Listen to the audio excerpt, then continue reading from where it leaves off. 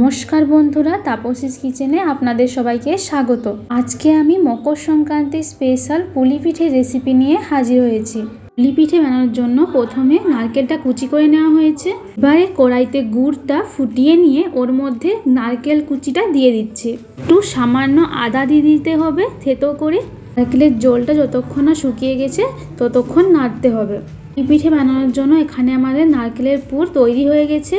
এবারে কড়াইতে জল দিয়ে দিচ্ছি। জলটা ভালো করে গরম হয়ে গেলে ওর মধ্যে চিনি দিয়ে দেবো পরিমাণ মতো, দিয়ে চালের গুঁড়োটা দিয়ে ভালো করে ডোটা বানিয়ে নিতে হবে। এবারে ছোট ছোট লেচি কেটে নিয়ে নারকেলের পুরটা এর মধ্যে দিয়ে পুলি পিঠে শেপে বানিয়ে নেব। এদিকে হয়ে গেছে। এবারে কড়াইতে সাদা তেলটা ভালো করে গরম করে নিয়ে হাই ফ্লেমে পিঠেগুলোকে ভেজে নিচ্ছি।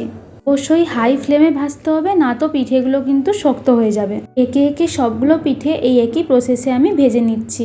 এবারে তুলে নেব। আমার মায়ের হাতের বানানো এই পুলি পিঠে রেসিপিটি আপনাদের কেমন লাগলো অবশ্যই কমেন্ট করে জানাবেন।